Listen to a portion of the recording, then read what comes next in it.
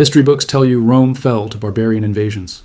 Goths at the gates, Vandals in the streets, the mighty legions overwhelmed by Germanic tribes. This version of history is a comfortable lie. The barbarians did not defeat Rome. They walked into a carcass. The Roman Empire committed suicide over 250 years. The weapon was currency debasement. By the time Odoacer deposed Romulus Augustulus in 476 CE, the economic corpse had been rotting for 2 centuries. The invasion was an autopsy, not a murder. The evidence sits in museums worldwide. You do not need ancient texts or scholarly interpretation. You need a scale and a metallurgist. Weigh a denarius from the reign of Augustus. Test its silver content. Then perform the same test on a denarius from the reign of Gallienus, minted 2 centuries later. The first coin contains 95% pure silver. The second contains less than 5%. The coins tell the story their minters never wanted told. Rome's emperors did not lose control of their borders first. They lost control of their money. The borders fell because the money failed. The armies abandoned their posts because the wages they received purchased nothing. The farmers fled their fields because the taxes extracted left them with less than subsistence. The merchants closed their shops because the prices changed faster than goods moved. The entire machinery of empire seized and cracked because the lubricant of commerce turned to sand.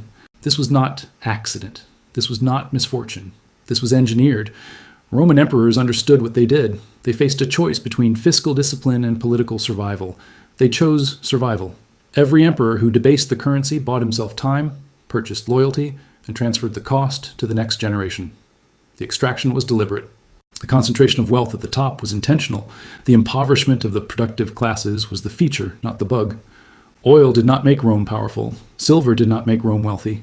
The control of monetary value made Rome untouchable. When emperors surrendered control of value itself, they surrendered everything else.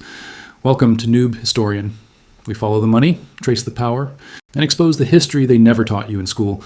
This story matters to you because you live in its sequel. The denarius lost 98% of its silver content between 64 CE and 268 CE. The US dollar has lost 97% of its purchasing power since 1913. The mechanisms differ. Rome shaved silver from coins. Modern governments expand credit and print currency. The effects remain identical. Wealth transfers from savers to debtors, from workers to asset holders, from the productive to the connected, from your wallet to their ledgers. The Roman citizen in 250 CE watched his savings evaporate and did not understand why. You possess the same confusion, but you also possess the Roman example. You know how this story ends. The question is whether the ending remains fixed or whether different choices produce different outcomes.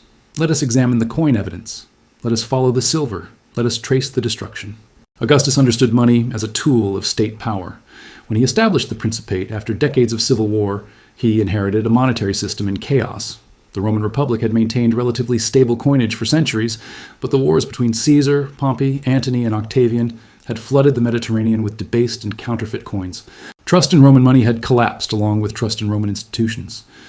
Augustus rebuilt both simultaneously. His monetary reform of 23 BCE established a system so elegant and functional it would survive for 2 centuries with minimal modification. The system rested on 3 metals and fixed ratios. Gold formed the apex. The aureus weighed approximately 8 grams of pure gold. Augustus minted these coins at the rate of 40 to the Roman pound. Only the emperor controlled gold coinage. No provincial mints touched the aureus. This concentration of gold production in imperial hands gave Augustus a lever of control no previous Roman leader possessed. Silver formed the backbone. The denarius weighed approximately 3.9 grams and contained 95% to 98% pure silver. This coin paid the legions, settled major commercial transactions, and served as the unit of account across the empire. The denarius was Rome. When soldiers spoke of their wages, they spoke in denarii. When merchants calculated profits, they calculated in denarii. When tax collectors arrived, they demanded denarii. Bronze and copper served daily commerce.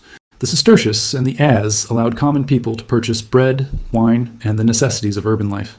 These base metal coins held value only because the state guaranteed exchange rates with silver. The ratios mattered. 1 aureus equaled 25 denarii. 1 denarius equaled 4 sestertii. 1 sestertius equaled 4 asses. This mathematical precision created a unified monetary zone stretching from Britain to Mesopotamia, from the Rhine to the Sahara. A merchant in Alexandria knew the exact value of coins minted in Lugdunum.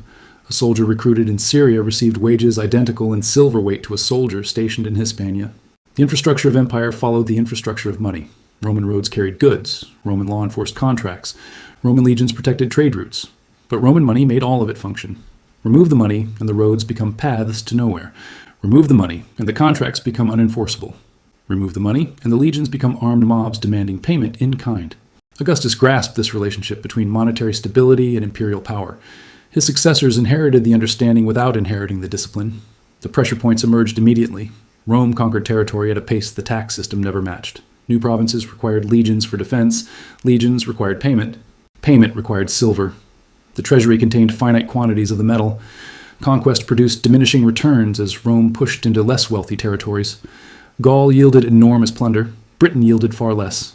Germania yielded almost nothing before Rome abandoned the effort entirely after the Teutoburg Forest disaster of 9 CE. The incentive structure pointed toward debasement from the beginning. An emperor who maintained sound money accepted limits on his spending. An emperor who debased the currency broke through those limits. The short-term benefits fell to the debaser. The long-term costs fell to his successors and subjects. For nearly a century after Augustus, emperors resisted the temptation. Tiberius maintained the Augustan standard. Claudius maintained it. Even Caligula, despite his legendary extravagance, did not touch the silver content of the denarius. The discipline held. Nero ended it. The Great Fire of Rome burned for 6 days in July of 64 CE. Flames consumed 10 of the city's 14 districts. Hundreds of thousands of residents lost their homes. The commercial heart of the Mediterranean economy reduced to ash. Nero faced a financial emergency unlike anything previous emperors experienced. The cost of rebuilding Rome, combined with the expense of his Golden House palace complex and the requirements of bread and circuses for the dispossessed masses, exceeded the treasury's capacity by an enormous margin. Nero possessed 3 options. He could reduce spending and accept political vulnerability. He could raise taxes and risk revolt. He could debase the currency and delay the consequences. He chose the third option. In 64 CE, Nero reduced the silver content of the denarius from approximately 98% to 93%. He reduced the weight of the coin from 3.9 grams to 3.4 grams. These changes meant the same quantity of silver now produced more coins. The treasury's spending power increased immediately. Numismatist Kenneth Harl calculates Nero's debasement allowed the emperor to mint approximately 20% more coins from the same silver supply. This 20% windfall came from nowhere. It represented pure extraction from every holder of Roman currency. Every person who saved denarii watched their purchasing power fall by roughly 1/6. Every person who held contracts denominated in denarii received less value than they expected. The genius of currency debasement lies in its invisibility. A tax increase arrives with soldiers and records. Subjects know they have been taxed.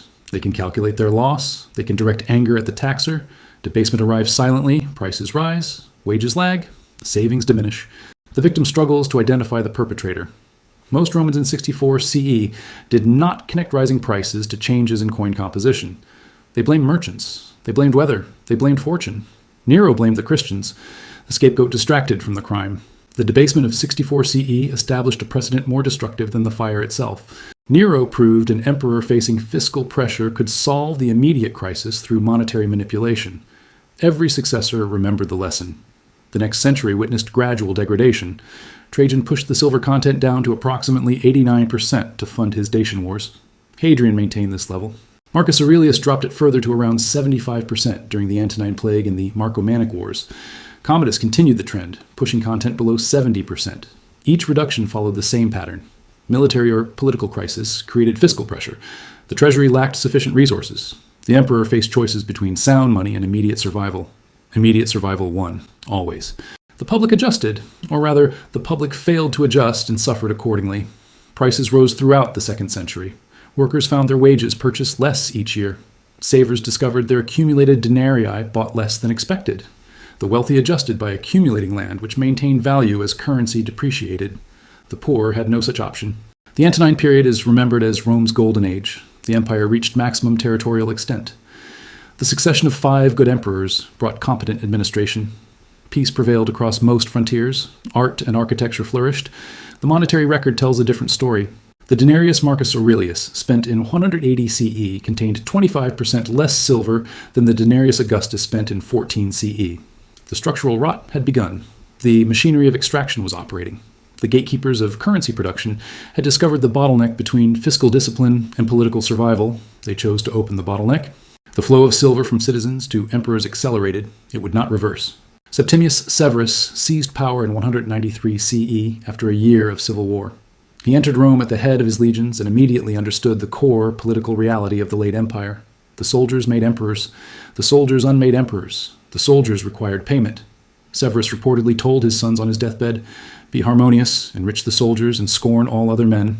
The contemporary historian Cassius Dio recorded this statement. Whether Severus spoke these exact words matters less than whether he governed according to their logic. He did. Military salaries increased by 50% under Severus. Donatives for special occasions became more frequent and larger. The Praetorian Guard received preferential treatment designed to guarantee their loyalty. The frontier legions received similar considerations. The treasury lacked funds for these expenditures. Severus solved the problem through unprecedented debasement. The denarius dropped from 75% silver content to approximately 50% during his reign. He debased the coinage more in 2 decades than all previous emperors combined had debased it in 2 centuries. His son, Caracalla, accelerated the process further. In 215 CE, Caracalla introduced a new coin called the Antoninianus. The mint valued this coin at 2 denarii. The coin contained only about 1.5 denarii worth of silver. The accounting fraud was visible to anyone who weighed the coins. Caracalla did not care about visibility. He cared about spending. The Antoninianus created inflation without additional silver. Previous debasements required the state to maintain at least the pretense of honest dealing. The mint produced coins of stated weight and accepted responsibility for metal content. The Antoninianus abandoned the pretense. The state simply declared a coin worth more than its metal value and forced the market to accept the valuation through legal tender laws. Modern economists recognize this as fiat currency, a coin worth 2 denarii because the emperor says so, not because it contains the silver of 2 denarii. Rome had crossed a threshold. Money no longer represented metal. Money represented imperial command. The market responded as markets always respond. Prices rose, not gradually, but rapidly. The first decades of the 3rd century witnessed price increases that alarmed contemporary observers. Herodian wrote of economic distress spreading across the empire. Military and civil expenses consumed resources faster than the productive economy generated them. The leverage had shifted. Previous emperors maintained some fiscal discipline because they understood the connection between sound money and stable prices. Sovereign emperors broke the connection and found they could spend freely in the short term. The long term arrived faster than expected. By 235 CE, when Alexander Severus died and the crisis of the 3rd century began, the denarius had already lost half its silver content. The infrastructure of stable commerce was failing. The extraction machinery had turned on the productive classes with full force. Farmers, merchants, and artisans found themselves squeezed between rising costs and debased payments. The pressure had been building for decades. It was about to explode. The 50 years between 235 CE and 284 CE produced at least 26 claimants to the imperial throne. Some historians count more. Civil war became the permanent condition of the empire. Armies marched against armies. Generals proclaimed themselves emperor, ruled for months or years, and died by assassination, battle, or suicide. Each new emperor faced the same problem. Soldiers demanded payment for their support. The treasury was empty. Debasement provided the only solution available in the time frame an emperor possessed. A usurper who promised fiscal discipline died before implementing it. A usurper who promised enriched soldiers had a chance of survival. The Antoninianus collapsed in silver content during this period. Under Gordian III in the 240s, it contained approximately 42% silver. Under Gallienus in the 260s, it contained approximately 5%. By the reign of Claudius Gothicus in 268, some Antoniniani tested at 2% silver. The coins were bronze with a thin silver wash. They looked like silver for a few weeks. Then the wash wore away. Then the fraud became visible. Kenneth Harl estimates inflation during this period approached 1,000% per decade. Roman Egypt provides the best price data because papyrus records survived in the dry climate. Wheat prices in Egypt increased by a factor of 40 between the early 3rd century and the late 3rd century. Other goods followed similar trajectories. The human experience of hyperinflation deserves description. Your salary arrives. You rush to spend it immediately because prices rise faster than you can save. Merchants refuse to quote prices in currency. They demand payment in kind. Barter replaces commerce. Specialization becomes impossible because the medium of exchange no longer functions. A blacksmith produces tools but cannot trade them for food because the farmer distrusts currency. The economy simplifies and impoverishes. The Roman economy regressed. Cities shrank as urban populations fled to rural estates where payment in kind remained possible. Trade routes contracted because merchants refused to accept worthless coins. The state extracted taxes in kind because cash taxes yielded nothing useful. The tax collector arrived with wagons, not ledgers. He took wheat, cloth, livestock, and labor. He left nothing. The legions stationed on the frontiers received their pay in debased coins. The soldiers found local merchants unwilling to accept those coins at face value. The soldiers took what they needed at sword point. The distinction between the Roman army and barbarian raiders disappeared from the perspective of provincial populations. Diocletian inherited this catastrophe in 284 CE. He understood the problem with clarity unusual for his era. His solutions demonstrated both insight and limitation. Diocletian approached monetary reform as an engineer approaches a broken machine. He identified the components. He analyzed the failures. He designed replacements. He implemented changes with imperial authority. His diagnosis was accurate. The currency had collapsed. Trust had evaporated. Commerce had stalled. The state collected insufficient revenue because the revenue it collected was worthless. His prescription followed logically: create new coins with genuine metal content, force the old coins out of circulation, rebuild trust through demonstrated purity. In 294 CE, Diocletian introduced reformed coinage. The gold aureus returned at a slightly reduced weight. A new silver coin called the argentius appeared at 95% silver content, matching the purity of the Augustan denarius. A new bronze coin called the follis provided a stable base for daily commerce. The system was elegant. It was rational. It failed. The failure stemmed from a problem Diocletian could not solve. The government needed to spend more than the reformed currency allowed. Military expenditures consumed the treasury. Administrative costs swelled as Diocletian expanded the bureaucracy to improve tax collection. The reformed coins entered circulation and promptly disappeared. Citizens hoarded good money and spent bad money. Gresham's law operated in the 4th century exactly as it operates in the 21st century. Within a decade of the reform, the argentius had vanished from circulation. The follis had already begun its own journey of debasement. The gold aureus remained stable because gold was too valuable to debase effectively. The rest of the system collapsed into the same pattern that had destroyed the denarius. Diocletian tried a second approach. If he could not stabilize the currency, perhaps he could stabilize prices directly. In 301 CE, he issued the edict on maximum prices. This document fixed maximum legal prices for over 1,000 goods and services throughout the empire. The penalties for violation included death. The edict survives in fragments inscribed on stone across the eastern provinces. Historians have reconstructed most of the text. It provides an extraordinary window into Roman economic life. We know the price of wheat, wine, oil, and meat. We know the wages of laborers, artisans, and professionals. We know the cost of clothing, pottery, and metalwork. We also know the edict failed completely. Diocletian's contemporary Lactantius recorded the result. There was much bloodshed upon very slight and trifling accounts. And the people brought provisions, no more to markets, since they could not get a reasonable price for them, and this increased the dearth so much that at last, after many had died by it, the law itself was set aside. Price controls produced shortages. Merchants refused to sell at mandated prices when their costs exceeded those prices. Goods vanished from legal markets and appeared in black markets at uncontrolled prices. The state executed violators but could not execute the law of supply and demand. The edict was quietly abandoned within a few years. Diocletian retired in 305 CE, the first Roman emperor to abdicate voluntarily. His successors inherited the monetary problems he could not solve. Constantine stabilized the gold currency with the solidus in 309 CE. This coin maintained its weight and purity for 7 centuries, outlasting the Western Empire entirely. Byzantine commerce ran on the solidus until the 11th century. The success of the solidus proves monetary stability remained possible throughout this period. Political will, not technical capacity, determined monetary outcomes. The solidus' success came at a cost. Gold currency worked for international trade, military payments, and wealthy transactions. It did not work for daily commerce among common people.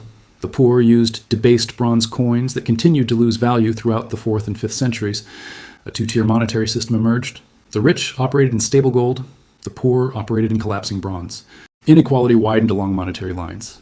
The parallels between Roman debasement and modern monetary expansion require careful examination. Superficial comparisons mislead. Deep structural similarities illuminate. Rome debased metal coinage. Modern governments expand credit and print currency. The mechanisms differ entirely. A Roman mint shaved silver from coins. A modern central bank adds zeros to electronic ledgers. The physical processes share nothing. The economic effects share nearly everything. Both mechanisms transfer wealth from savers to debtors. Both mechanisms transfer wealth from wage earners to asset holders. Both mechanisms transfer wealth from the politically unconnected to the politically connected. Both mechanisms operate invisibly, producing price increases that citizens struggle to trace to their source. Both mechanisms allow governments to spend beyond their means in the short term. Both mechanisms impose costs on future generations. The denarius lost 98% of its silver content between 64 CE and 268 CE. This process took 204 years. The US dollar has lost 97% of its purchasing power since 1913. This process took 112 years. The dollar has degraded at nearly twice the annual rate of the denarius. A Roman worker in 100 CE who saved 10 years of wages in denarii and spent them in 200 CE found his savings purchased roughly half what he expected. The American worker in 1970 who saved 10 years of wages in dollars and spent them in 2020 found his savings purchased roughly 1/6 what he expected. The velocity of modern monetary degradation exceeds Roman precedent. The invisibility of modern monetary degradation exceeds Roman precedent. A Roman citizen could weigh coins and test metal content. The fraud was technically visible to anyone who looked. A modern citizen cannot examine the Federal Reserve's balance sheet and understand how credit expansion affects purchasing power. The fraud is technically complex beyond general understanding. The Roman elite accumulated land as currency depreciated. Land retained value when coins did not. The modern elite accumulates financial assets as currency expands. Stocks, bonds, and real estate retain value when cash does not. The strategy remains identical across 2 millennia. Protect wealth by converting currency into assets that benefit from currency expansion rather than suffer from it. The Roman poor lacked the ability to protect themselves. They earned wages in denarii and watched those denarii purchase less each year. The modern poor lack the same ability. They earn wages in dollars and watch those dollars purchase less each year. The structural position remains unchanged. Those without assets subsidize those with assets through the mechanism of currency degradation. The Roman government used debasement to fund military expansion and political patronage. The modern government uses monetary expansion to fund military operations and social programs. The political incentives align perfectly across the centuries. Spending produces immediate benefits for specific constituencies. Sound money produces diffuse benefits for the general population. Concentrated benefits defeat diffuse benefits in political competition. This pattern has not changed. The Roman experiment provides the complete data set. We know how it started, we know how it progressed, we know how it ended. The experiment ran for 250 years and produced social instability, economic regression, and eventual political collapse. The currency did not cause these outcomes alone, but the currency created conditions in which other pressures became unsurvivable. Modern monetary policy has run for approximately 110 years since the Federal Reserve's creation. We are less than halfway through the Roman timeline. The end of the experiment remains undetermined. The policy choices available to modern governments mirror those available to Roman emperors. Reduce spending and accept political costs. Increase taxes and accept political costs. Expand the currency and delay the costs. Roman emperors consistently chose the third option. Modern governments consistently choose the third option. The pattern holds because the incentives have not changed. Individual citizens face the same choice Roman citizens faced. You hold currency that loses value. You hold assets that gain value. The conversion of currency into assets protects your position. The retention of currency exposes your position. Romans who understood this survived the debasement in reasonable condition. Romans who did not understand this lost everything. You possess an advantage Roman citizens lacked. You know the history, you know the mechanisms, you know the outcomes. This knowledge creates options. Exercise them. The coins in museum display cases testify to an empire that destroyed itself through monetary manipulation. The denarius of Augustus gleams with silver content. The Antoninianus of Gallienus shows bronze through worn plating. The visual evidence requires no translation. The empire that minted the first coin could fund legions, build roads, and project power across the known world. The empire that minted the second coin could do none of these things. The debasement did not kill Rome. The debasement weakened Rome until other forces could complete the work. The barbarians walked through gates Roman soldiers had abandoned because those soldiers received payment worth nothing. The merchants closed shops Roman customers had abandoned because those customers received wages worth nothing. The farmers fled fields Roman tax collectors had stripped because those collectors took everything and left nothing. Money is the blood of an empire. Diluted enough, and the body dies. Rome proved this once. The proof remains carved in metal and stored in museums. Pick up the coins, feel the weight, test the content. The evidence fits in your hand. The experiment runs again in different form. The outcome is not predetermined, but the trajectory is familiar. The patterns are documented. The warnings are clear. You know what Rome did not know. Use the knowledge.